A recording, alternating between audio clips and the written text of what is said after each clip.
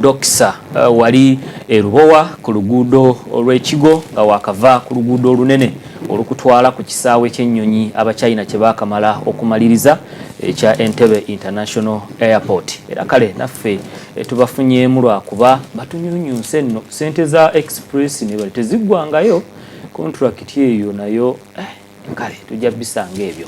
Oluguudo olwo kasootuuka ku Fuelex okyama kulidde ekigo otambulako meters 5 zokka obeera otuuse ku Dokisa grounds awo tugenda okubeera mu nnaku 16 okuva kati n'olwekyo weteeketeeke kansooka empiseewo bino mangu nnyo nga sinaba kubawa update ya tebo bambasada baffe aba Impact Family beetegese batya.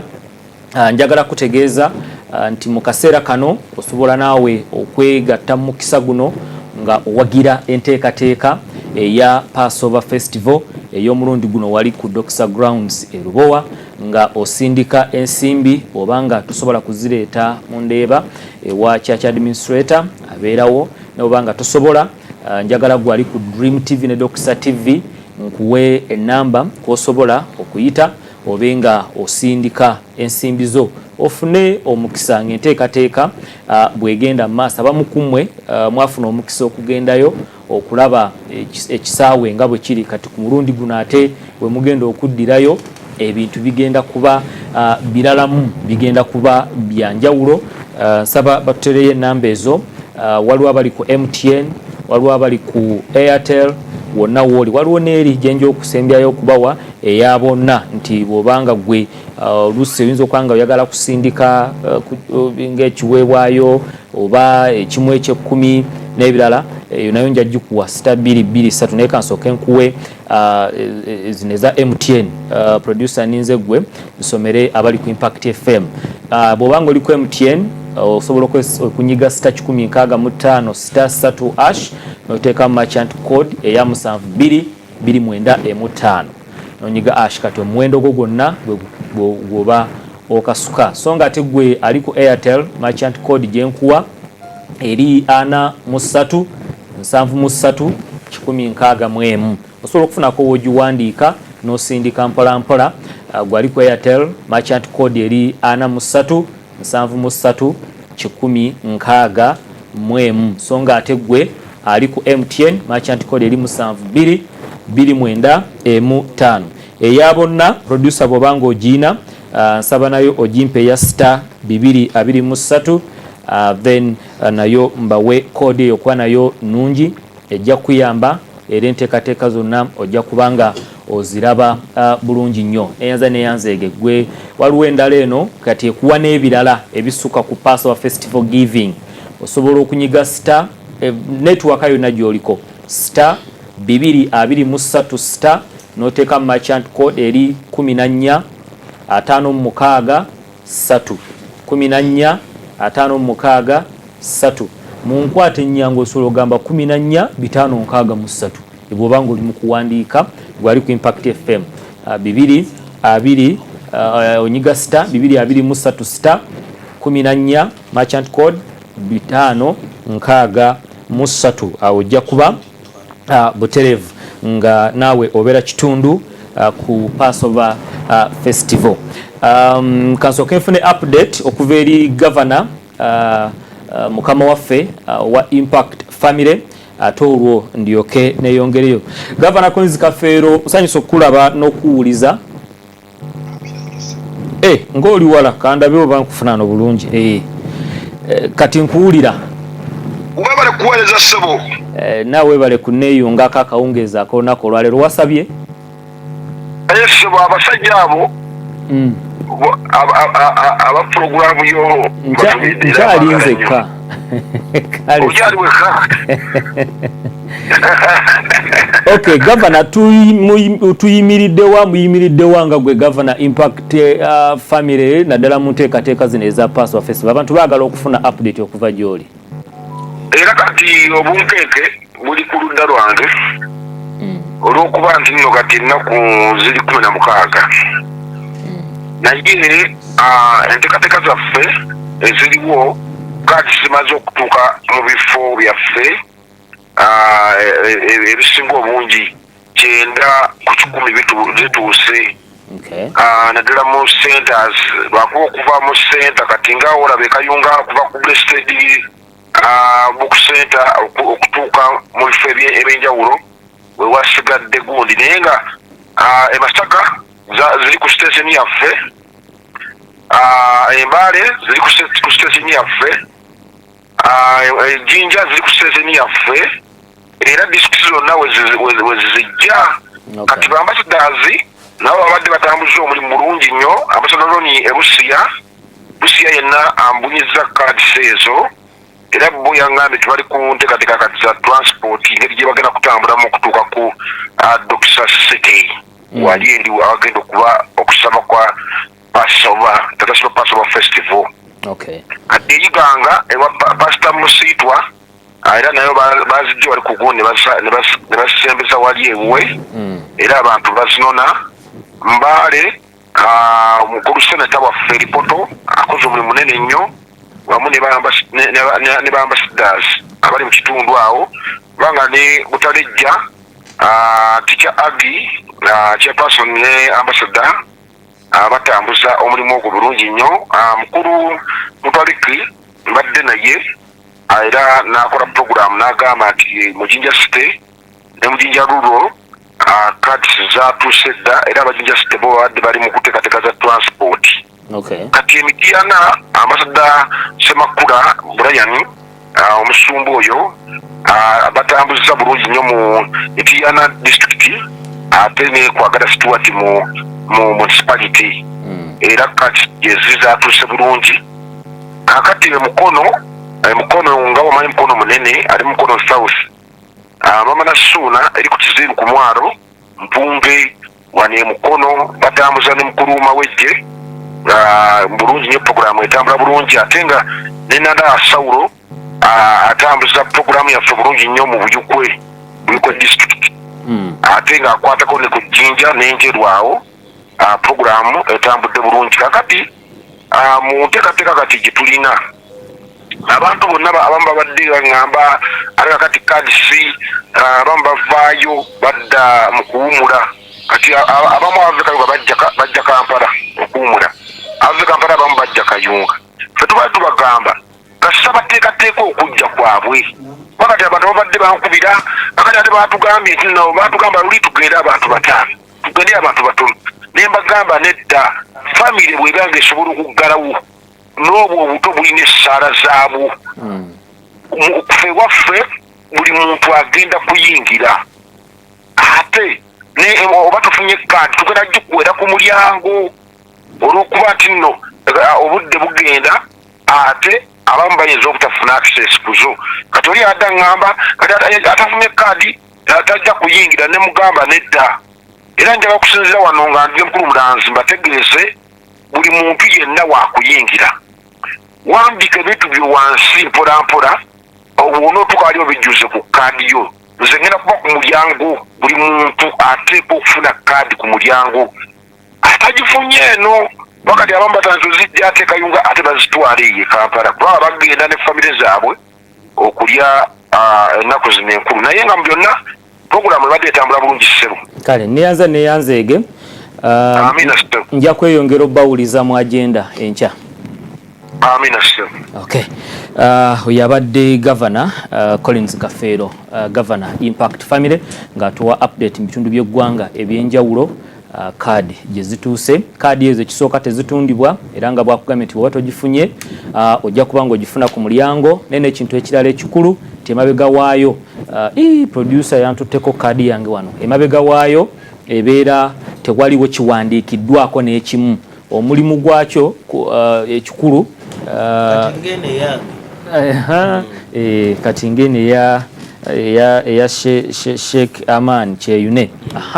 Emabega ebeera bweti, kati emabega wano kwowandiika ebyokwebaza byo n'omala n'owandiika byoyagala Mukama akole omwaka ogujja gwe tuyingiramu ogwa 2026. Bweti bwebeera era ebeera mu envelope yaayo ba mu bakasa yaayo, bw'omala byonna n'oteekamu ekyokwebaza kyo n'osiiringa gwe nojja nayo era batuuka mu kaseera ak'okusaba ate katuse gwobeera omanyi by'osabira nga totamwattamwa ndoza nakibagamba mu agenda nti Mukama yayogera n'agamba nti abamu kumwe musaba ne mutaweebwa kubanga musaba bubi kati nkiddamu ekyo mwabategeera bye njogera okubanga mweteekateeka bulungi si weewaawo ku lunaku olwokutaano ejja kuba overnight prayer ab'omunda bantumye aba Victory Saseta Mundeeba abatuleeta wano buli lunaku bantumye okubategeeza ekyo nti wagenda kubeerawo overnight prayer egenda okusembayo ate eno ye week esembayo ey'ennaku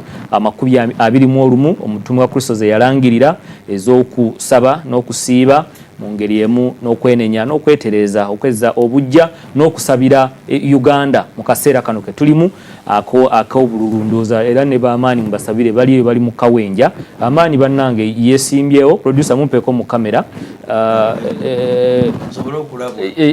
yesimbyewo ezirobwe era bannazirobwe ndowooza mumulabiranga ddala oyo akalulu naye ne mukamuwa naffe mu program ne tubeeramu ne munnabyabufuzi ng'alondeddwa mu butereevu ng'akalulu tabbye kabbe mumulabiranga ddala.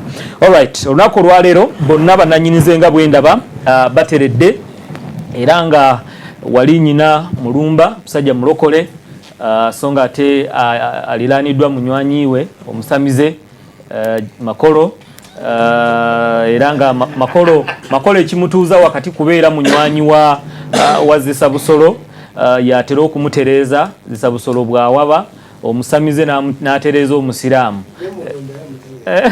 simanyi sula nkongo omutereeza so nga ate saidi eno mwabalabye dda Sheikh Amani Kyeyune makati tulinawo Haj Lubowa Twaha so nga ate n'owejjokolera naye ateredde bulungi era ali bulungi talina buzibu bwonna bwetyo bwe tuli olunaku olwaleero tugenda kwogera ku muntu n'ekibi omuntu n'ekibi era nga tugenda kubuuza ekibuuzo omuntu bw'azaalibwa azaalibwa n'ekibi oba azaalibwa mutuukirivu omuntu azaalibwa n'ekibi oba azaalibwa mutuukirivu nga talina kibi kyonna. Makolo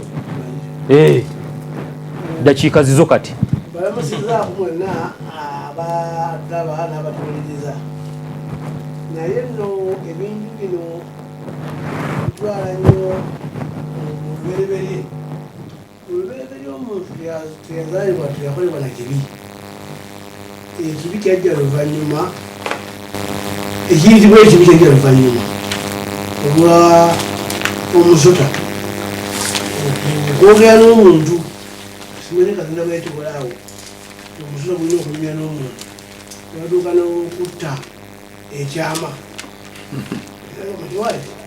akantu kali bwoliako tojja kufa ekyama bulimunanga buli kikali kali okalyako tojja kufa n'omuntu olwokuba yali mukyala omunye omukyala yekanga yamukola ati muwangu wakola bakuligitiriza era mwabalina abakyala mbagamba nti omukyala mukuume nnyo buli saawa tomuwa gaapu kubanga omusota gwe gwatandikirako okolaki okukema kakati ekibi kyatandikira awo naye ate era tekyavaawo naye nga tekiba na mwana muto omuntu amala kukula naweza emyaka egyetegeerera nasooka atandika okukola ebibi bye nga ye naye nga sigamba nti omuntu ava mu lubuto n'ekibi nedda omuntu amala kukula neyetegeera nasooka afuna ekibi wadde bano abalokole batandise okulisa nnyo ekigambo nti nebyejjajjaawo nebyo bijja bikugoberera naye tubisabire nedda sebabeera balandazi bulandazi omuntu musabire ye nga bwali ebyejjajjaawo tobinonooza oba ebyannyina ebibi ye nga byaba atuusizaako n'okwenenya kwe kwebikoma tebirondoola nnyo nti kubanga oli jjajja yali mubbi yasibanga ennyo okubba si bwe kiri Okay, kibuuzo obusamize bwe butwe buyigiriza oba oyogedde gwe nga bw'olaba makolo. Anti nyere program. So obusamize si bwe buyigiriza gwe oyogedde nga bw'olaba. Anti era okumanya kujja mu busamize. Okay. Kumanya kwonna. So kujja mu bajjajja ne bankulembera ne basooka bamba okumanya okwo. So mu busamize bumanyi omusota nga bwe gwakema omukazi.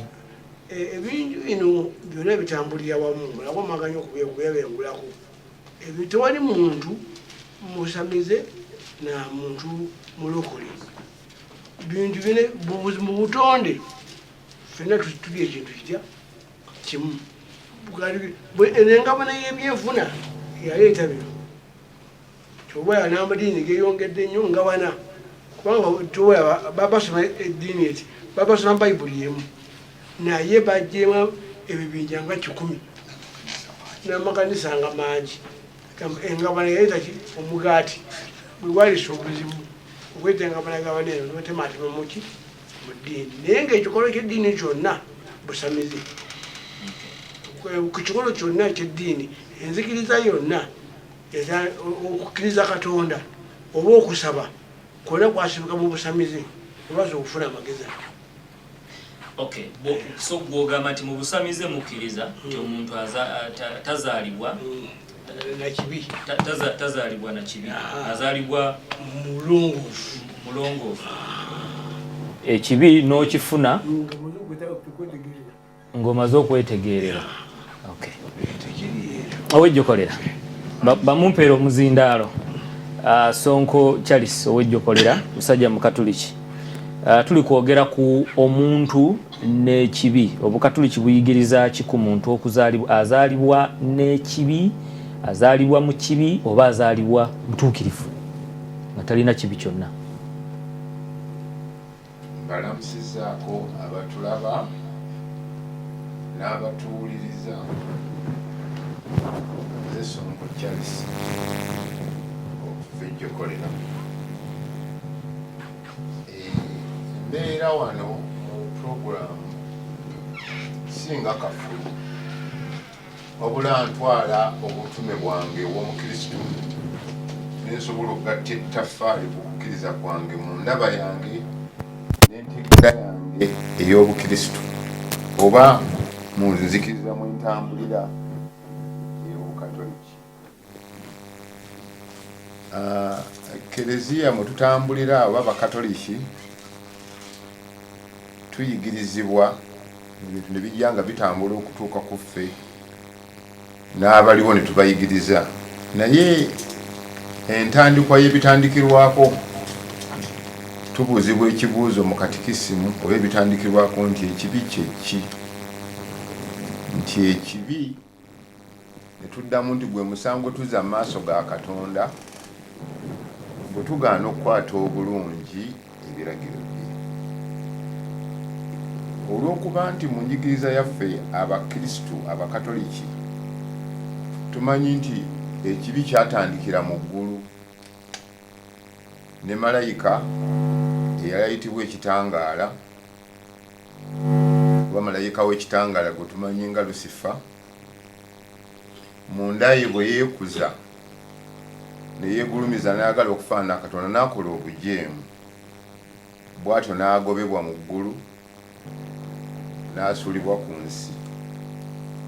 Eno gye yajja ku nsi yasiŋŋanayo omuntu ng'atondeddwa nga gy'ali Mukama amuwadde n'ekiragiro ekyo kumugamba nti waliwo omuti gw'obulamu, waliwo omuti gw'okuwangaala nga okumanya ekibi n'ekirungi, togukwatangako oba togulyangako. Kati bw'atyo yasendebwasendebwa ne malayika oyo yali amaze okusuulibwa olwafuuse mujeemu n'amenya etteeka lya Katonda n'ataba muwulize n'alya ku kibala, bw'atyo okuva ku ye ekikolimo ne kijja okutuuka kufa abazaalibwa. Kati ekibi bwe kyayingira mu nsi omuntu yali wakuwangaalanga nga tafa naye ekibi bwe kyayingira mu nsi kyetuva tufa n'okukaddiwa kyetuva tukaddiwa. N'olwekyo omuntu azaalibwa n'ekibi, ye tuzaalibwa mu bujeemu. Era obujeemu obwo butawulira tteeka lya Katonda, kyekibi ekyo ffe bwe tukitaputa oba bwe tukiyigiriza. Kati Dawudi bwe yali ayonoonye, bwe yali biwandiiko bye yali yeenenya, ayina ekigambo kyayogera mu ssula ya 51 oba mu Zabbuli ya 51.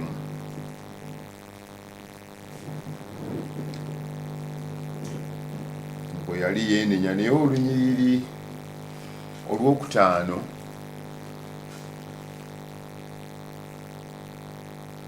lwe lujjayo ekigambo ekyo nti mu kibi mwe nazaalibwa ndi mwonoonyi. Eno yonna yonna azze ng'agamba nti Mukama nziggyako ebisobyo byange byenviireko ddala. Naye mu lunyiriri olwokutaano alaga nti yazaalibwa mu kibi, mu bujeemu. Awo nno okusinziira ku njigiriza nga bwe ntegerera nga bwe ndaba ng'omuntu azaalibwa ng'ali mu bujeemu obw'obutawulira Katonda, n'abeera nga ffe mu njigiriza y'Abakatoliki oba mu Kereziya kye bayita ekibi ekisikire. Tukisikira tutya? Nti obujeemu obwo tujja tubusikira okuva ku bakadde baffe, ensi yonna gy'ejja ng'etambula bwe twava mu Adamu ne tusaasaana. Kati okusinziira ku pulezidenti ekigambo kyabuuzizza nti enjigiriza oba gwe ng'Omukatoliki omuntu azaalibwa ali mu kibi, ye era ekibi ekyo kye tuyita ekibi ekisikire. Okay. Zisa Busolo. Oli bulungi? Alhamdulillah. Kale omusiraamu azaalibwa mu kibi n'ekibi oba aba mutuukirivu? Assalamu alaikum wa rahmatullahi wa barakatuhu. Inshallah Margaret Nabi amusizane habagabire nange wange kate atanso okujja oyi wange Daudi mwana benna akulabye banayi batumidde nnyo namwenna nebensabira nkuŋŋaana zino nga munange Kabanda wange ekyakusabira ni kakati kubanga nawanikako emikono gy'oli minisita ogende mu maaso nenakanire n'emikolo gyo gyonna na bonna beesabidde Katonda abeere nga n'eggwanga lyonna tulisabira tuleme kuyiwa musaayi wabula tubeere emmeememu omutima gumu n'omwoyo gumu n'ettaala ebeeremu eneetumulisiza Katonda gy'ali bw'atwasirizza inshaallahu taala ne basumba bannange ne baseeka bannange tusabire eggwanga lyaffe. Kale ekigambo ekibi tujja kikwata mpola kubanga Sayyidina Adamu alayhi salatu wassalamu waswasahu shaitani. Sitaani yennyini yamukola ki? Ye yalumusuulamu. Naye nga Sayyidina Adamu tiyava mu butonde bwonna n'ettaka lyemu yabumba buli kyonna n'okukka ku nsi nga tali ku kibi. Kale n'omwana bw'aba nga ali mu lubuto lwa nnyina era azaalibwa taliiko kibi nkiddamu. Sayyidina Adamu alayhi salatu wassalamu mu ttaka mu bwamubumba nakka ku nsi yatibwa ku nsi nga taliiko kibi. Kwe kwalibadde okuzaalibwa kwe. Naye ate ffe abantu bwe tuba nga tuli mu mbuto z'abanyaffe tufuluma mu mbuto z'abanyaffe nga tetulina kibi. Tuba twahirun batukuvu. Era kyoba olaba Hajji Lubuwayo gw'olaba bwe yakujja Makka baamugamba katuuze ng'omwana omuto tolina kibi kubanga omaze okukola ki? Hijja. N'olwekyo omuntu kasaka tulamuteeka ku nsi, sitaani yamuteekako obuzibu obwo n'asooka akola ekibi. Naye omwana tazaalibwa ng'aliko ekibi. Era ndi Sayyidina Adamu alayhi salatu wassalamu okukka ku nsi yali taliiko kibi, wabula Sayitaani eyamubuzaabuza n'erumusuulamu n'asobya. Ibn Adamu hatta omwana Adamu musobya wa khayra hatta tawabin. N'oyo aba asobezza kumwenyeza Mukama Katonda.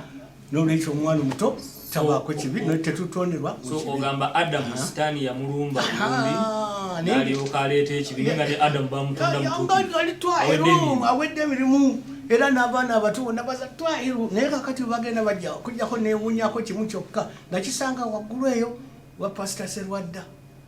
Pasita Serwadda n'agamba nti Yusufu kye manya ono omuntu wa folo Ismaila ne Isaac naye Ismaila mwana wa kibi ekintu ekyo kyannuma okuva olwo sewo ne Ismaila ono waffe gwe tusaddaakirako si mwana wa kibi. Era wakati ekikakasa nti si mwana wa kibi omwana bw'azaalibwa omuntu atali mukristaayo oba atali musiraamu omwana azaaliddwa ng'onywedde oluzaalo mu bagundi bano abasamize n'ogenda n'osaba n'ofukamira n'onywa oluzaalo omwana ddala ate bangi nnyo wansi w'enjuba bangi nnyo abanoonyeza enzaalo naffe amasheekha tulina bwe tusabira Katonda akuwa oluzaalo akuwa omwana omulungi nabano balina bye basabira omukyala n'afuna olubuto n'azaalira ddala abaana n'agenda agenda wagundi wono nti omwana wuuno omwana oyo aba wa kibi.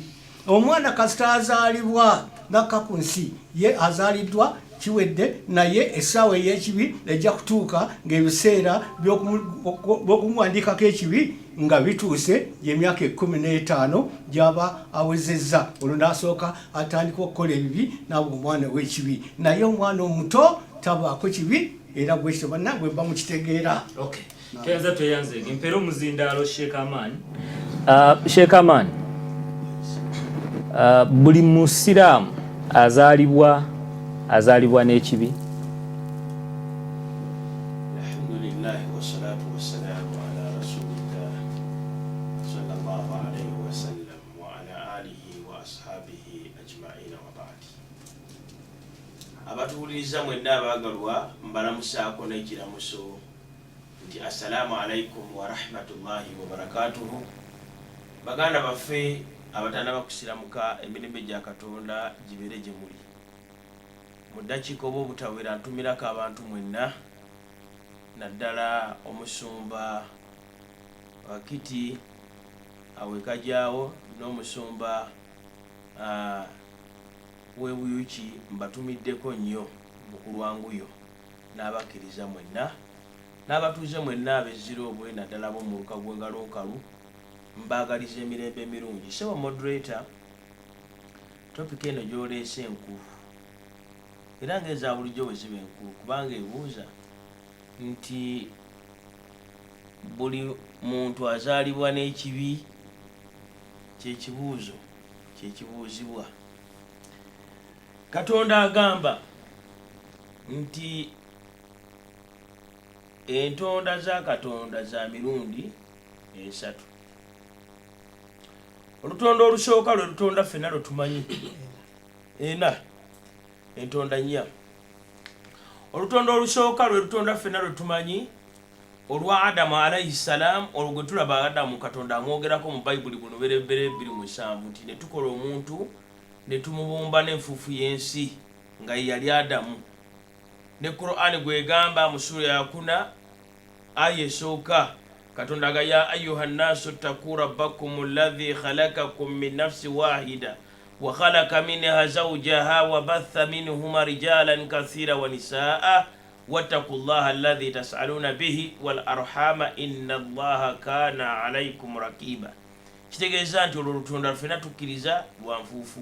Olutonda olwokubiri nga Adamu amaze okutondebwa lwe lutonda lwa Hawa Eva Kawa Katonda yamutonda ng'amugya mu Adamu owulidde ng'amugya mu lubirizi lwe olutonda lwa kubiri.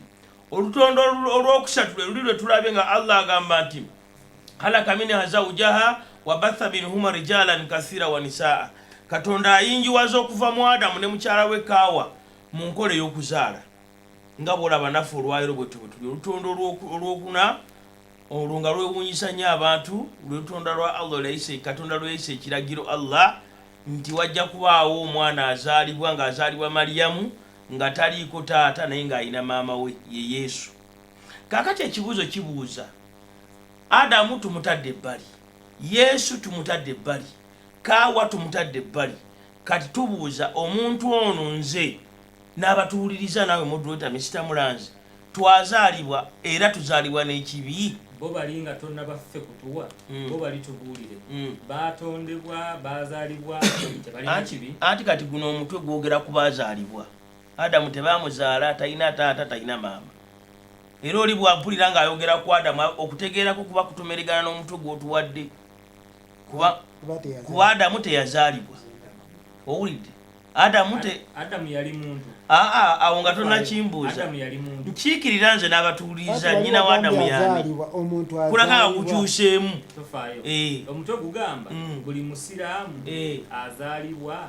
azaalibwa n'ekibi anti kakati Adamu anti kyenkugambye era wadde musiraamu Adamu yazaalibwa omanyi nnyina omanyi kitaawe Adamu yatondebwa ne Bayibuli bwegamba esebo Adamu oyo yatondebwa twagala kumanya Adamu oyo yatondebwa mutuukirivu kyova olaba okutegeera kirungi n'okumanya kati tubadde tugenda woloseero nga Adamu bwe tumutabika bwe weteekana ng'amaanyi gwe bazaala obuzaazi kati otukoze bulungi ekibuuzo kyaffe ekyolwaleero omuntu leeta akijjuruddemu Katonda abuuza nti Adamu ono yatondebwa n'ekibi kyekibuuzo kye kyabuuza nkibuuza gwe sibuuza baproguramu tobasibaako mbuuza gwe kwagwe omwogeddeko anti Katonda bwe yali ayogera ku Adamu alayhi salaamu mu ssuula ey'okubiri eyitibwa Bakara aya ya 3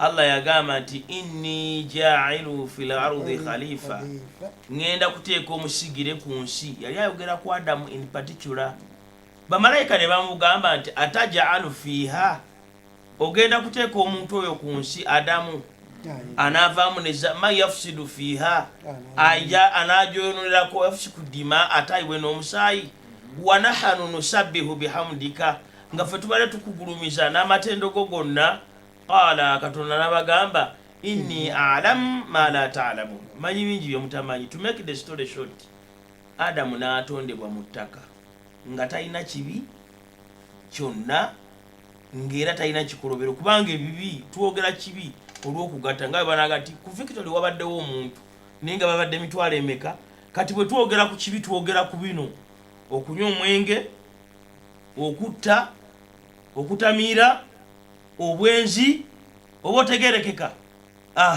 Ebyo byonna ebibi Yesu Kristo bwe yajja ate nga Adamu muggyeko ajja afiirira abantu bituveeko.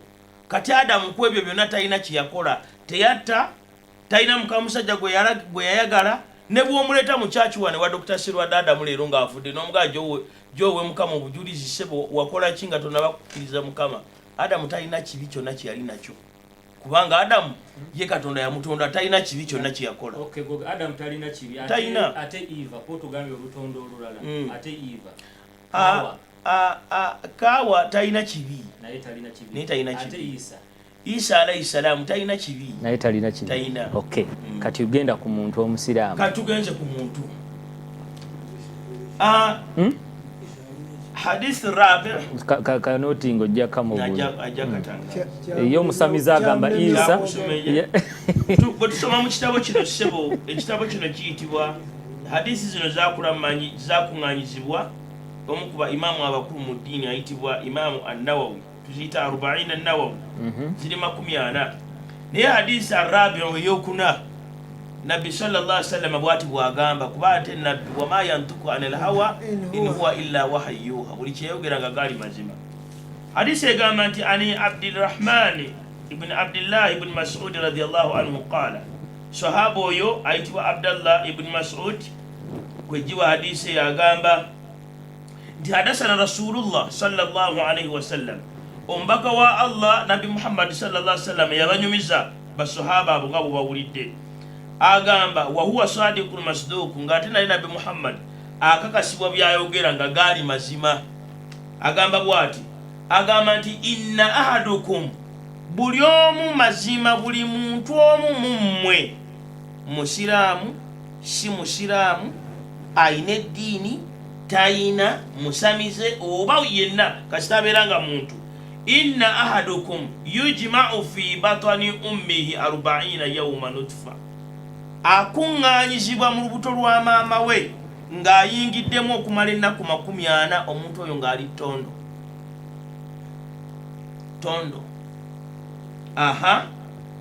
thumma yakunu alaqat mithla dhalik oluvannyuma lw'okubeera ettonde ennaku 40 n'addamu n'abeera alaqat ekisaayisayi ekiri awo ekisaayisayi alaqat ekisaayisayi ekyo era 40 yawma okumala ennaku 40 thumma yakunu mudhigatan mithla dhalik oluvannyuma lw'ennaku ezaana ogwokusatu ate guzze olwagenda kuweza 120 thumma yakuna mudhigatan mithla dhalika n'addamu n'abeera ekinyamanyama ennaku 40 omulundi ogwokusatu ekyo ki 120 ulira nabbi bwagamba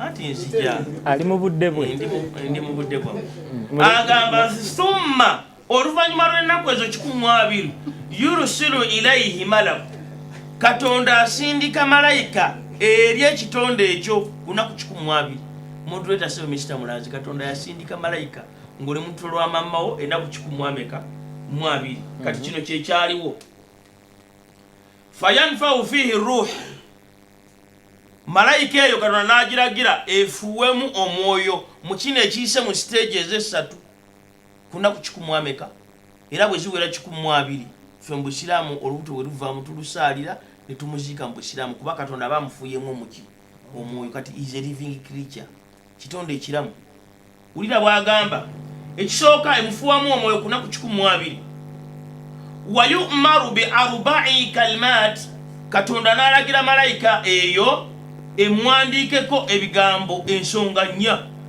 ekisooka oli abadaga nti seeka avudde ku mulamwa anti munaye mwe temwasoma kati oba tewasoma bino bibabuuziza olowooza ero topikolowooza inebayamba kano yabwino yaktabu rizikahu ekisooka kwatereka ebintu ebyo binangenda kudda nabyo kansoke nzijewo baka buno saa ziri 11 ezakawungeezi akolunaku olwaleero tuli kutunuulira omuntu n'ekibi omuntu bw'azaalibwa n'ekibi oba azaalibwa mutuukirivu katudde n'essaawa ey'okubiri nze Mulanzi ekitundu kyakubiri ekya programu eno nze nga bwe ndaba akawungeezi akolunaku olwaleero gwe atulaba ku Dream TV Doxa TV saako naawe awuliriza eddoboozi lino ku Impact FM eno yo program nze nga bwe ndaba olunaku olwaleero nze mpeereddwa omukisa Mulanzi okugikubiriza n'ogikuteekerateekera gwe atugoberera omuzindalo mugunzirize Sheikh Aman amaleyo ebintu bye bina byokka makolo tanaba mutegeera ayagala kumanya oba ddala n'omuntu naye azaalibwa talina kibi oba azaalibwa alina ekibi abatugobera tuli kutunuulira omuntu n'ekibi era nga tubuuza ekibuuzo nti buli azaalibwa n'ekibi oba azaalibwa mutuukirivu kale bano abakulu bali mu kusomesa ku nsonga eyo bw'obanga olina message yonna gwali ku Impact FM abali ku Dream TV ne Doxa tugenda bateerayo ennamba kw'osobola okuyita osindike message mu ngeri ya samasa oba WhatsApp gwali ku Impact FM kanji kusomere eri note 778 58 7 tokubako wabula sindika bakabwo obwa SMS oba WhatsApp ejja kubange tuuka bulungi era ku bano bonna bendi nabo gw'obuuza ekibuuzo nja kubanga nkimutuusaako era abayigiriza abasigaddeyo kasaba maliriza nga nzija gye muli nga nammwe mubaako ebibuuzo bye mubuuza Sheikh Aman muzindalo guugwo bagukumpeeredde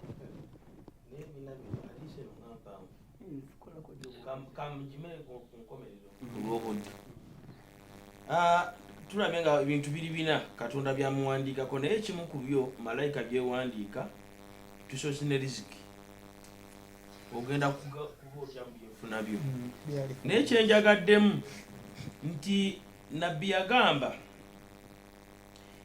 nti fawalladhi la ilaha illa ghairu ndayira katonda oyo awatali mulala asinzibwa okujjako ye inna ahadukum liyamal bi amali ahli aljanna hatta ma yakunu ma bainahu wa bainaha illa zira' fayasbiqu alayhi alkitabi fayamalu bi amali ahli an-nari fayadkhuluha ekyokubiri n'agamba nti wa inna rajulu la ya'malu bi amali ahli an-nari hatta ma yakunu bainahu wa bainahu illa zira' fayasbiqu alayhi alkitab fayamalu bi amali ahli aljanna fayadkhuluha rawahu Muslim nti ebiri byonna nga tumaze okubiraba omuntu ayinza okubeera mu nsi kati otuuse mu nsi n'okola emirimu ng'emirimu gyokola abantu abakutunulira bakulaba ngaoli muntu wa muliro era obuwangazi bwone butuuka nga abantu balowoleza ddala nti oli wa muliro kyova olaba ffe abasiraamu tetukkirizibwa kuvuma abantu nze siyinza kuvuma musamizi oyo obudde busobola okukeera ku makya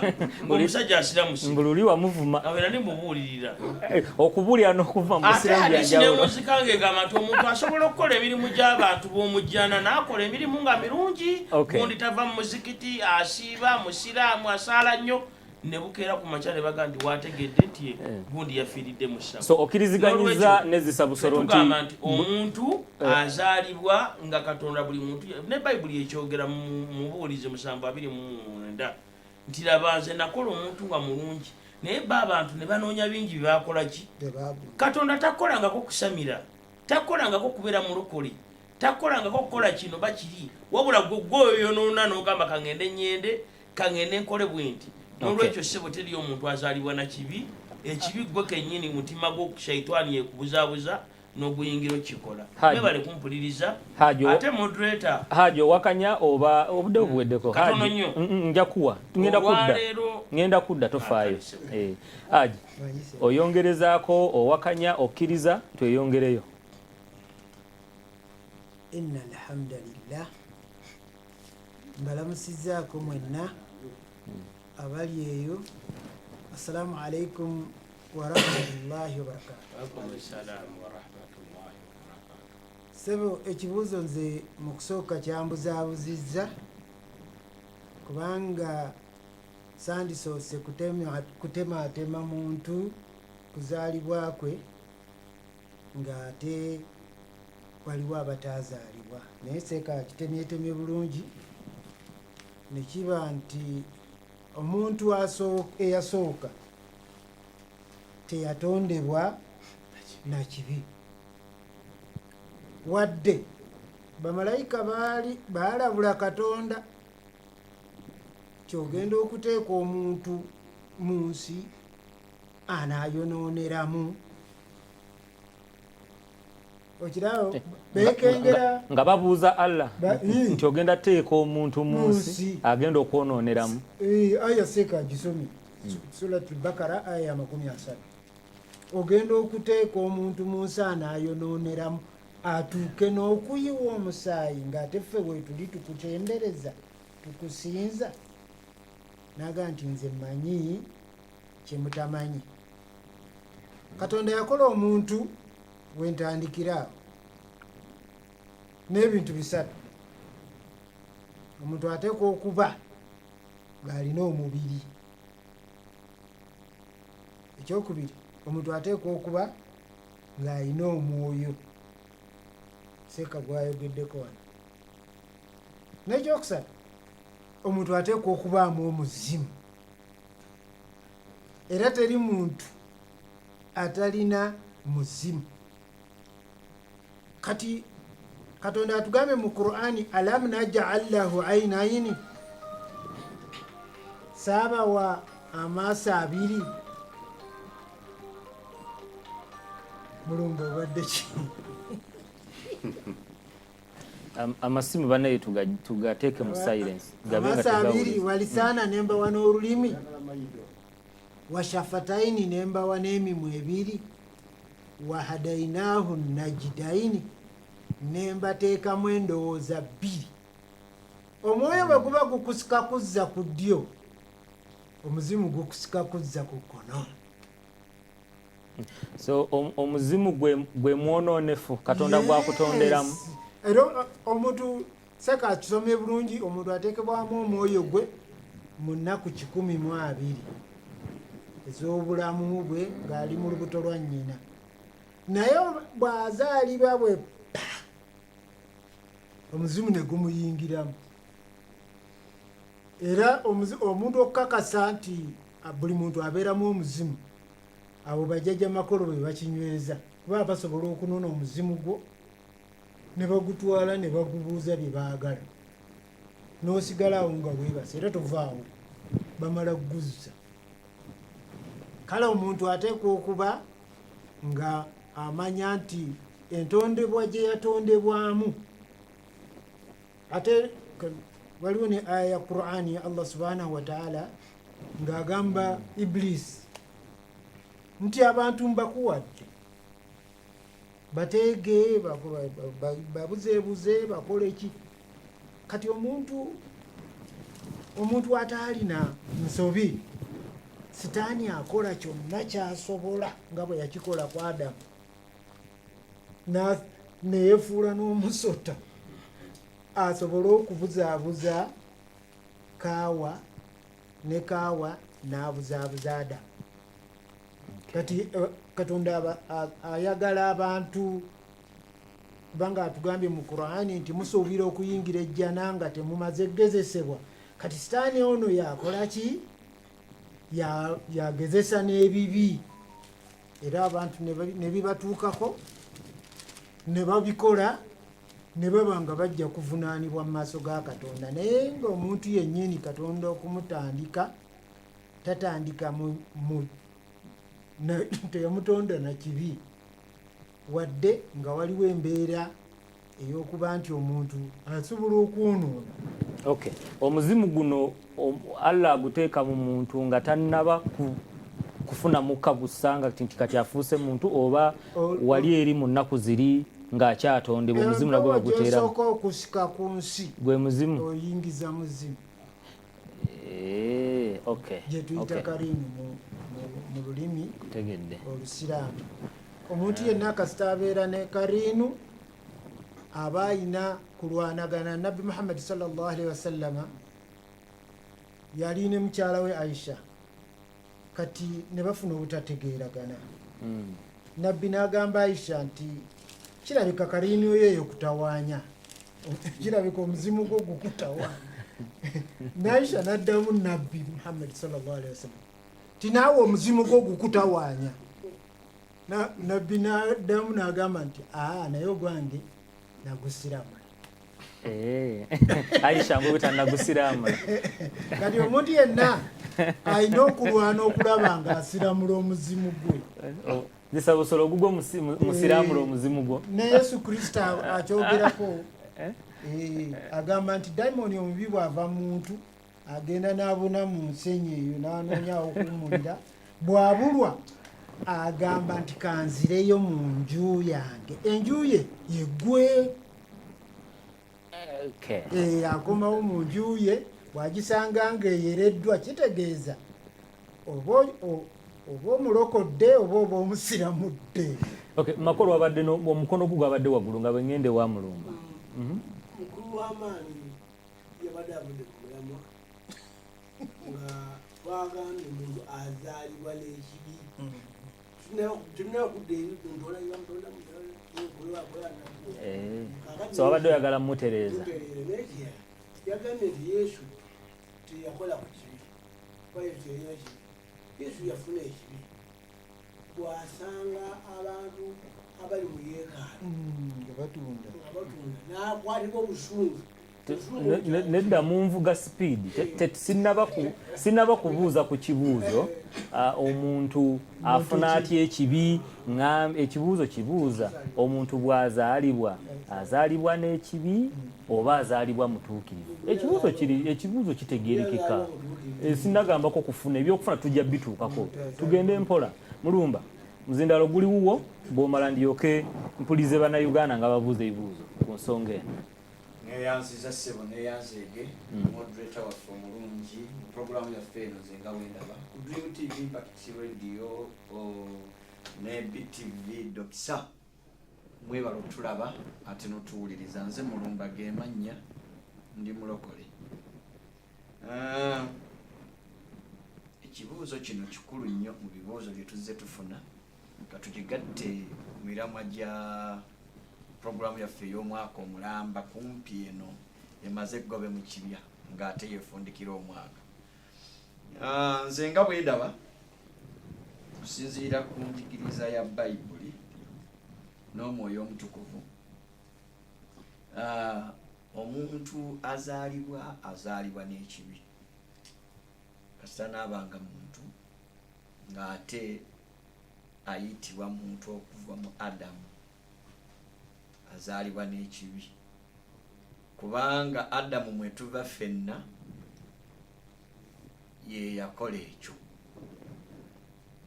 era buli muntu yenna akkiriza nti ava mu lulyo lwa Adamu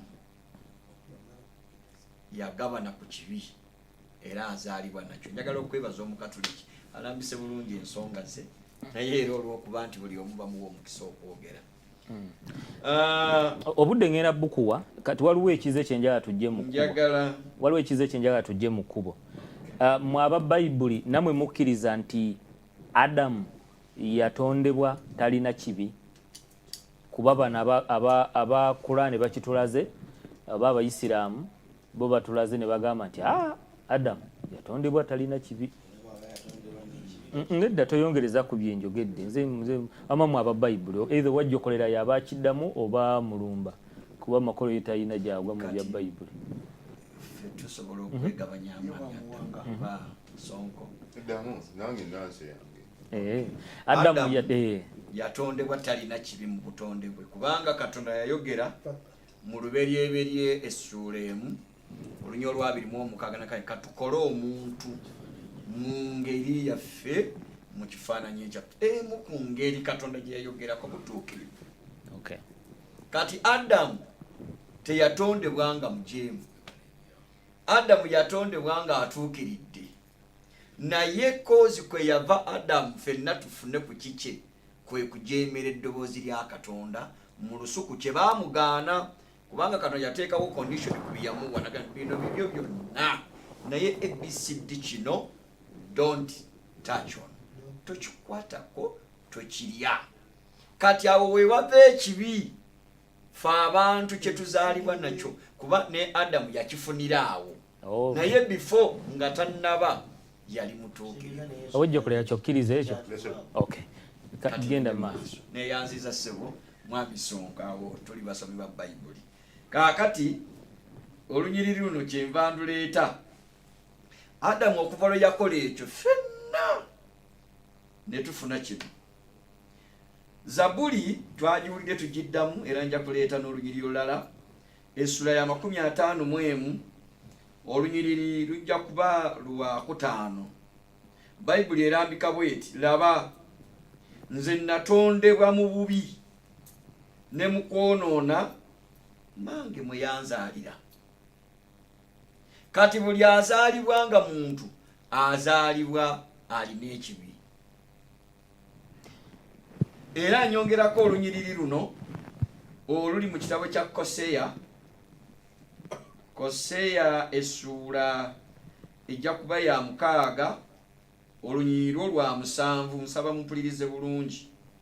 Buli muntu yenna naye bo nga Adamu basobezza endagaano yange eyo bankuusizza. Naffe batugattako Adamu because tuva mu ye. Naffe Adamu nga bwe yasobya n'ayonoona naffe tuli boonoonyi twayonoona Katonda. Lwaki? Bayibuli eyogera mu kitabo mu ndagaano empya ekitabo ky'Abaluumi essula ya 3 olunyiriri lujja kuba lwa 23. Nambise bulungi ensonga zino mpola mpola ensonga ndi mulungule eve mu ddiiro. Olunyiriri lwa 23 lugamba kubanga bonna bayonoona ne batatuuka ku kiriba kya Katonda. Lwe njagadde olwaleero nsomese oluddako lwa kibuuzo kirala bwe tunaabuuzibwa kati ekibi tukivaamu tutya amanyi nti bijja tujja kutambulula ennyiriri eziddako naye abantu ffenna tuli boonoonyi okuyita mu Adamu.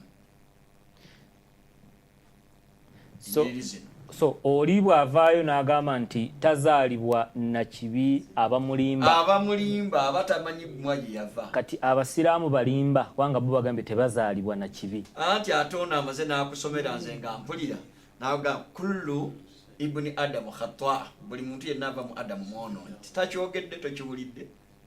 Kati beegaana bwegaanyi naye ng'ebiwandiiko bigamba nti boonoonyi. Ono yasomye n'abasiba enkalo. Sooka olinde tugende mpola zisa busolo. Buli azaalibwa buli ekiva mu Adamu kiba kyonoonyi kiba n'ekibi adde mu hadisi ejja bwenagambye ibn adam hatwa kitegeeza ki wa khaira hatwa tawabi mulite buli wonna omwana adamu muki asobya okusobya naye okusobya si kwe kwonoona tiyazaalibwa nakusobya ekyo twalabya adamu tiyazaalibwa nakusobya era yazaalibwa ettaka lyemuyabumbibwa n'ajja ku nsi nga talina kibi naye ate shaitaani negyemukolaki nemukozesa ensobi ekyo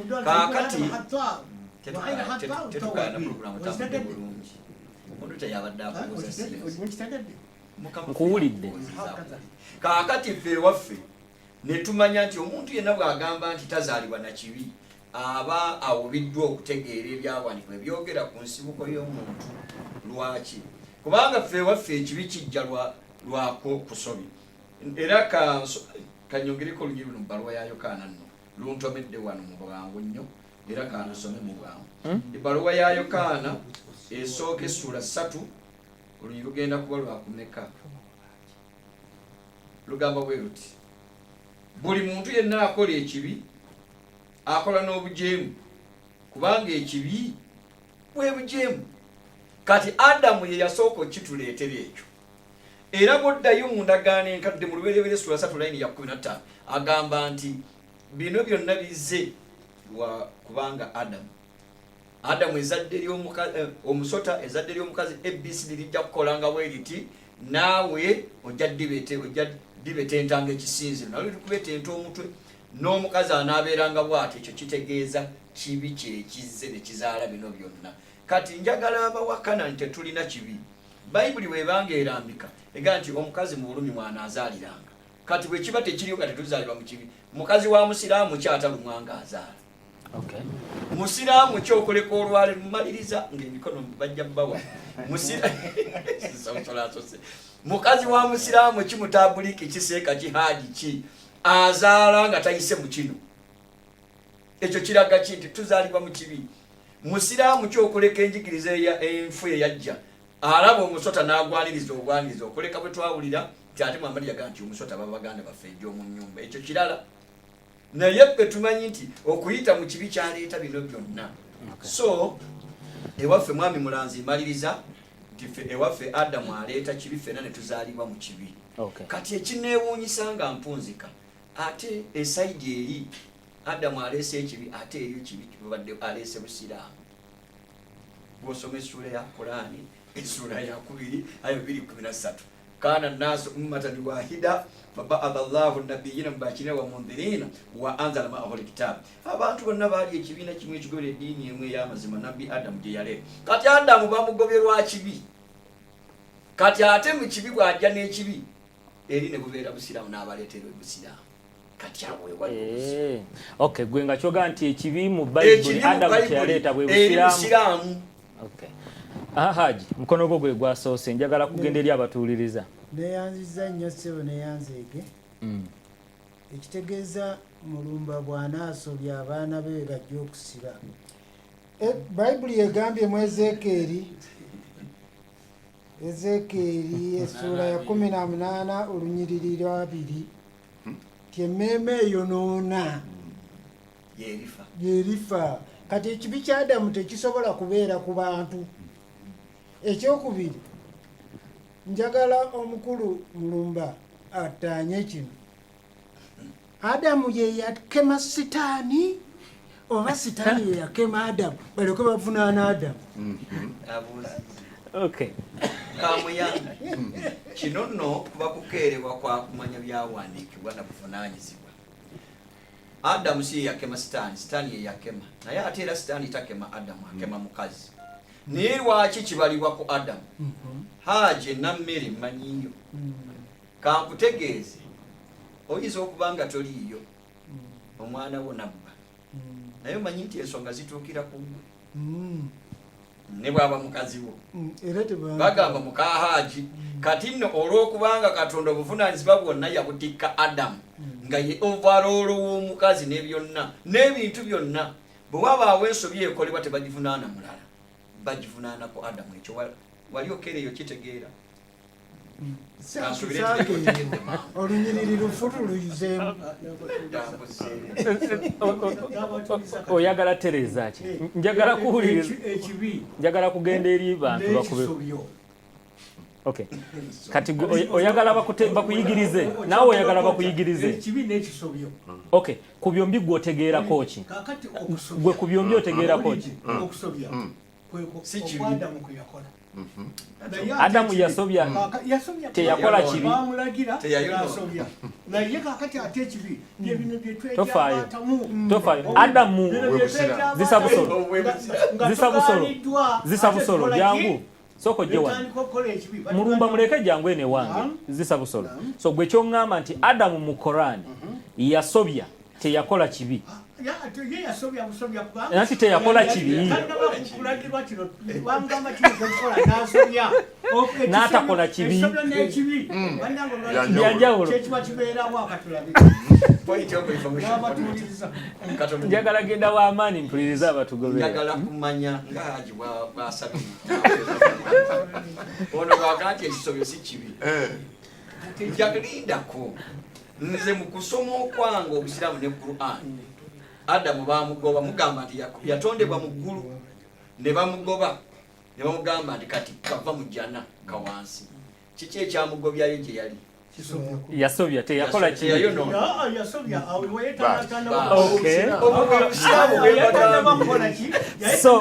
So mu Busiraamu ekigobya Adamu eyatondebwa mu ggulu kisobyo si kibi. Olidde kasitoyenda kasitolimba kasitokeya ekyo kyekibi. Naye okujembera Katonda byakugambe kiyakola ekyo tukirekedde. Amaani mzindalo guliwo obadde owandisa omukono. Nze newala nnyo omusumba okuleeta enjigiriza erimu embeera y'Abakayiba ne Wango nti Bayibuli erutegeeza mu kitabo ky'Olubereberye essuula esooka wagamba nti ensi yali njereere nga yeetabudde ekikiriza kyali kungulu ku mazzi naye mu bufunze.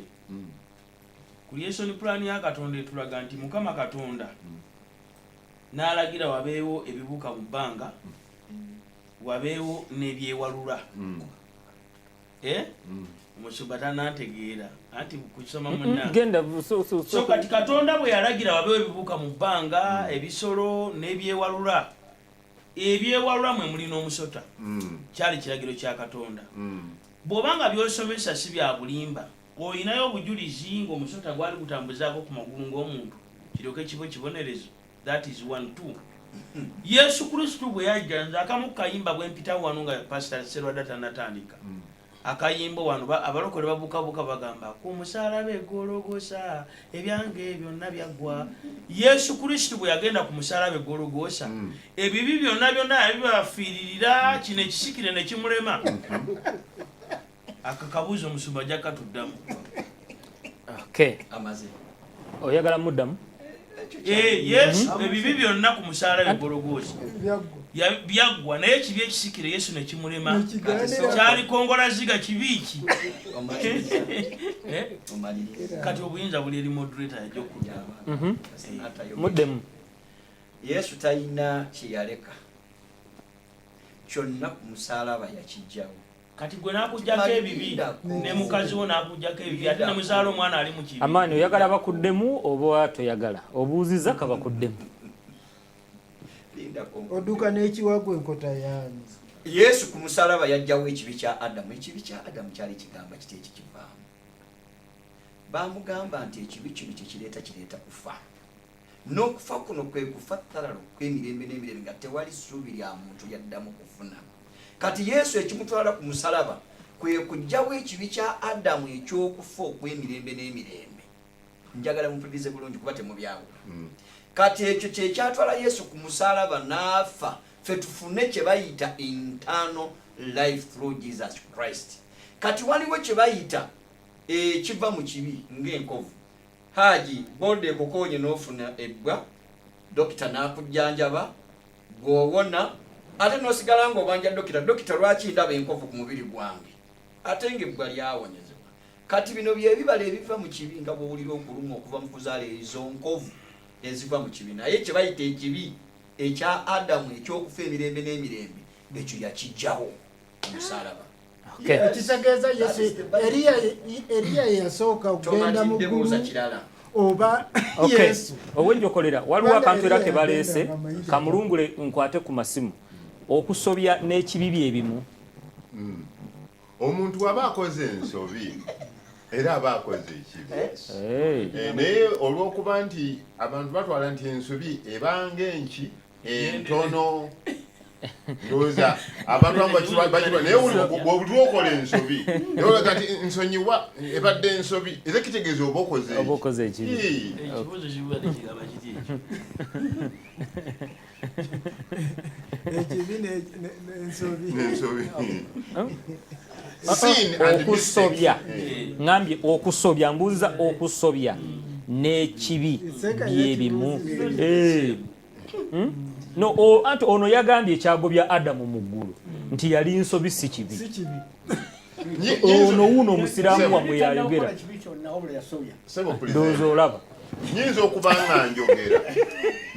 nga njogera nenkola ki nokola ensobi naye ate eyinza obutaba siini naye ate nyinza okuba nga era mukola ensobi mu kyenjogedde ate era muvaamu n'ekisiini kati awo lwakuba nti bano kino mistake abantu bagitwala nti kiringa ekitonotono kale kanfune ku bibuuzo by'abannayuganda katono nnyo taata omukulu oli mulungudde ekibuuzo kyekyekibi kati abuuza ekibuuzo ekyokubiri mu bibuuzo bibiri omusota guno nga bw'ogamba lwalina amagulu mpa olunyiriri nga mutukuvu ye wakeerewo otegeera kino luberyebiri essula 3:14 bayibuli egamba bweti mukama katonda n'agamba omusota nti kubanga okoze kino okolimiddwa ggwe okusinga ensolo ez'omu nnyumba ati wulira n'okusinga buli nsolo ey'omu nsiko onootambuzanga lubuto kitegeeza bifo nga tannayono simanyi oba 10 kisinziira oba gwalinga ggongolo naye gwayina kati ekikolimukuba tulusumba modreto natugambye obudde bugenze is a snake an animal or is an insect nze simanyi wano bayibuli tolaba nti gwe ne bayibuli mukuba okusinga emandula ati wulira olulimi lugambye lutya mwami modreto taasa kumuwakanya nze nsoma olunyiriri nikanduddemu musumba omusota kiwuka oba kisolo enswaswa yeewalula neggonya yeewalula nekiro kiraba is reptile naye ate yina amaki n'omunya nekonkome birina amagulu naye ate babiyita naye ate mugamba sokooleke naye ate omusota nagwo baguyita reptile naye ate teguyina kiki kakatulaba nti wayinza okuba nti ekitegeeza omusota kisolo soko linde lindako katono amani saagala tule ekintu kyetwogerako kiri mu biwandiiko Korani omusota egusengeka muki eguyita uliriza yena mpola eguyita musota kisolo musota kiwuka musota ki ate awali abasumba ne bayibuli nabo ngenda babuuza asoko obuze kojja nzererese ekibuuzo kojja wakugamba notuleta obuzibu bw'oyina ondi olyoma nedda gwe weeri olyoma amani go weeri olyoma go weeri olyoma kojja ekintu kino oyingiddemu kiyingire ekintu kya musumba oli musumba tunula eno ntera okuwulira munfune ntugambe uliriza amaanyi yensoni pulaani ya katonda oginnyamu sonoona bayibuli egambye mu lubereberye mu 26 nti katonda yalagira wabeewo ebyewalula nga bijja kwewalula wabeewo ebitambuza amagulu ana nga bijja kutambuza ameka nenkugamba vaasi eri gy'oleese webanga ntuufu ekibuuzo kyange kibuuza omusota nga tegunafuna kikolimu gwali gutambuza amagulu ameka anti kansoma olunyiriri gw'owulira kati layini gy'oleese egambye mu nsolo zonna nenkubuuza gwe ne bayibuli yo oba byemutusomesa bituufu omusota is an animal or is an insect bwetu nasoma onokkiriza kyetusoma mbuuza gwe gw'oboddamu nze kyombuuza siina answer okuleka bayibuli omusota kisolo anti kansoma soma 14 empaka mpye z'abasiraamu mukama katonda n'agamba omusota agamba muki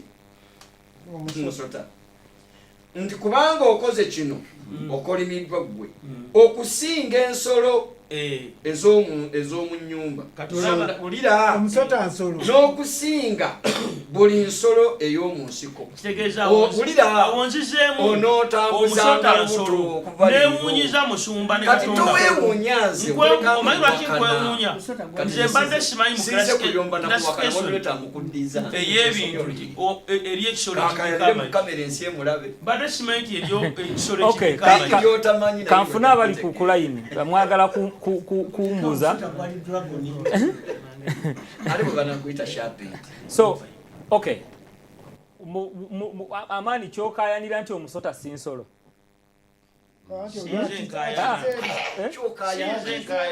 okuddamu kirala ate ye Amani agamba abadde tamanyi ayize omusota nsolo bakuyigiriza ali ku line producer Mpaya bali ku line nga 5-6 tulire ebibuuzo byabwe tuli kwogera ku muntu n'ekiyesebo akati nja kugamba kino ekituufu okufuta nsolo kimera tena tuli bisolo including amano mwenna muli nsolo okujjako nti nsolo njawulo ati mulumba abasajja abo bakuyikiriza kubanga ebintu byo bimanyi byogere webale nnyo adde tabuuza kibuuzo kandabe abali ku abasindise messages wano soko mpoyo producer Lwasa Mayinja hello wanji ono Nyombi Amani agenda ku P7 Amani agenda ku P7 ayawule mamu animal aka science eyomvuddeyo nze mbuuza omukatuliki Adamu ekibi kyakola kyali kyalumbe oba kyali kyakisa kyalumbe oba kyakideni ngenda ku basiraamu bwe bagamba kale omusukatuliki asukanziremu kyali kibi kyalumbe oba kyakisa Adamu kyeyakola ddani n'abasiraamu omusimu guno Allah gwateeka mu mwana omuto agujjawa okay Salongo muwulidde bampeeyo omulala makolo yeso sinta how can a Muslim repent after making a sin in Islamic religion? Abdul Shakur agaba ali Masindi omusiraamu ayinza atya okwenenya ekibi kye bw'abanga akikoze okay kale bajja kuddamu nga tutuuseeyo awo Umaro ali Kamuli mumpe banange munyambe mumpe enjawulo wakati wa ekikolimo n'ekibi onagala kumanya enjawulo wakati wa curse and sin Kamuli Umaro ali Kamuli ndoza mumuwulidde ekibuzo mukiteekaawo wansi producer Bampoyo Lwasa Mayinja Mukama yebazibwe Amina musumba wataka David wano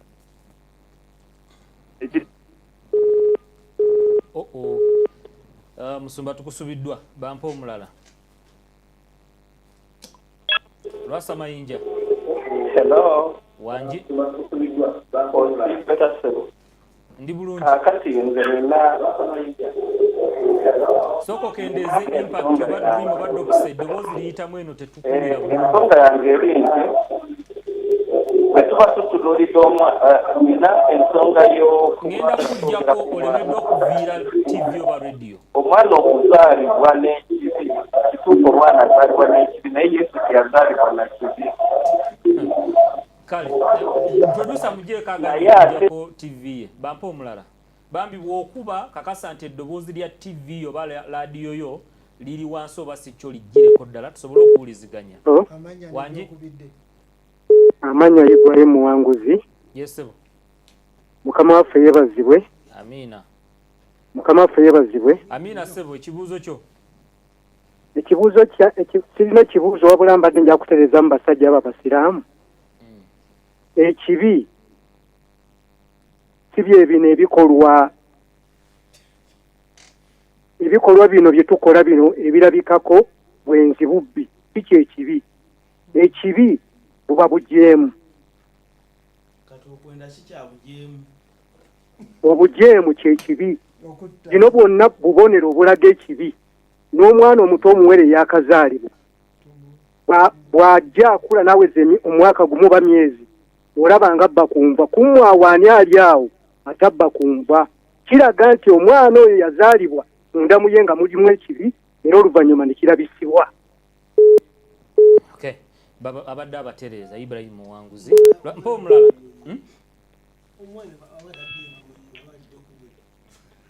obusamize bwe buyigiriza nti omwana aba alidde abooluganda mukama waffe wangi mukama waffe yeebazibwe nnyo abooluganda. Amiina ssebo mwebala okuweereza nze Thomas Mukase Mulago wano. Omusiraamu oyo Haaji asomye olunyiriri lwa Ezekiel lugamba nti emmeeme eroona yeerifa. Mu Bayibuli omuntu aba n'emmeeme aba n'omwoyo aba n'omubiri. Mu Luzungu kitugamba nti omuntu aba ne spiriti aba ne bode aba ne soul. Kakati omusiraamu bw'agamba emmeeme eroona yeerifa alina kuddayo asome omuntu emmeeme yeeruwa ku ye. Mwebale nnyo mwebale ddala. Kale tweyanzizza. Muwanguzi agamba nti amaani nsaba mbuulire mu Korani yo omusota nsolo oba kintu kirala. Ono Muwanguzi nayagala omubuulire.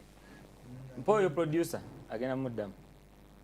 Kale bampoyo kakati musibye mutabasero tuli bulungi amanya ekisenge ane kakati enandyagadde okuteesa nandyagadde okulungamya ku kintu ky'omuzimu kyekalekereko ku muzimu naye omuzimu gujja mu muntu ng'amaze okufa. Omuntu tayinza beera na muzimu ng'akyali mu lubuto nedda.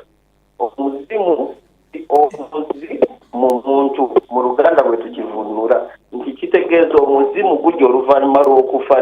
N'ekirala omuntu abeera omwana omuto azaalibwa n'ekibi, buli mwana azaalibwa n'ekibi okuggyako Yesu ye mwana wa muntu ye teyazaalibwa bantu yazaalibwa muntu ye talina kibi. Then Adamu yatondebwa teyazaalibwa. Adamu yatondebwa ye teyazaalibwa n'olwekyo tetusuubira kubeera naye mweno program kwasi mukwogera ku oyo eyazaalibwa fe abaazaalibwa. Neyanza nnyo neyanzege kisenge Anesi wa Diboroba. Okay, kati mbuuza Sheikh agamba Haji Lubowa, omuntu bw'aba azaalibwa nga taliiko kibi, lwaki Muhammad yagamba Aisha mu hadiisi waliwo mayiti y'omwana eyali etwalibwa? Aisha n'agamba nti yeesiimye agenda mu jjana kubanga afudde omwana omuto ng'ataliiko kibi. Muhammad n'amugamba nti si bwe kiri, ayinza okuba nga yatondebwa nga wa mu muliro n'abatalina kibi Allah abatwala mu Geyeena. N'abatalina kibi Allah abatwala mu Geyeena. Isaac wuuyo ababuuzizza. Mukama ffe Yesu yeebazibwe nnyo eyo. Okay, naye abasiraamu balitegeera mazima kati simanyi muyina era kubasomesa busindika ekibuuzo ng'ate oli kubakaka.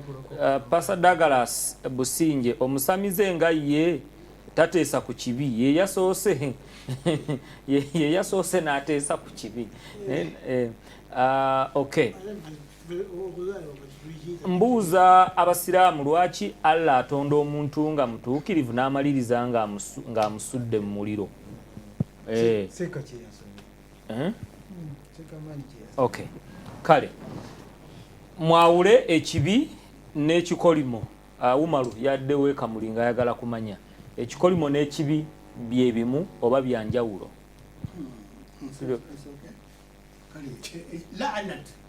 Al-la'na ekikolimo kibanga oli akugambye mwana wange jangu nkutume nojemera kutaatawo nakukolimira ekikolimo omala kukola ki kuba nti okolimiddwa omala kusobya oba olwabasuka kati kasaba kolimira era omuntu ajjawo ekikolimo tewali asobola okujjawo kikolimo okugjako wasobya olidde wasobya nga yakuza eki ekikolimo kintu kibi nnyo ekikolimo kibanga kikwa okay owejja okolera Saalongo Nnyombi muddemu ekibuuzo ki naye kansokere ku saidi awo waneeno ku kimene omukisa gwa Katonda n'emirembe gyali giriwo enkuba yajjanga tewali na nkuba etonnya ebintu byemezanga byokka naye oluvannyuma lw'obujeemu buno ebintu byakyuka omukazi yali wakuzaala nga talumwa kati bino byonna ebyajja wano ssuula ey'okusatu nti ensi eneekumerezanga omuddo ekikolimo onozaaliranga mu bulumi kati awaali omukisa wonna waafuukawo okutakabana lwekyo gwali omukisa gwa Katonda gwafuukamu obuzibu so kati mwami Nnyombi njagala kumuddamu n'ekyandikibwa kino ng'abaasoma kitabo ky'Abaluumi nga bwe bakiyita olw'ebbaluwa Pawulo gye yawandiikira abeera mu mutwe ogwokutaano olw'ekkumi n'ebbiri agamba bweruti nti ng'ekibi bwe kyajja mu nsi olw'omuntu omu mwe kireeta okufa bwe kutyo ne kubuna abantu bonna kubanga bonna bayonoona kakati olumbe lw'oyogeddeko nti kyali kibi kisikire oba kyakisa oba kyalumbe kati olumbe ndowooza akimanyi bulungi nti lwe luleeta omuntu walwala olumbe ekiva mu lumbe kukola ki eyo enjogera egamba nti kibi kyalumbe mwavaamu okukola ki okufa n'olw'ensonga eyo ekibi ekyo kyekyaleeta okufa kikiisa ekibi ky'olumbe nti olumbe lwaleeta okufa wonna mu nsi n'olw'ensonga eyo si kibi kyakisa oyo mumazi okay Amaani bakubuuza ekibuuzo ekyomusota mu Korani omusota nsolo oba kintu kirala mu Korani mu Korani omusota kiwuka okay Haji omusota kiwuka simanyi zisa busolo mu Korani omusota kiwuka oba kisolo omusota kikitonde ekyewalula ekitalina magulu kaba n'amagulu si nsolo kyo kyewalula bwewalula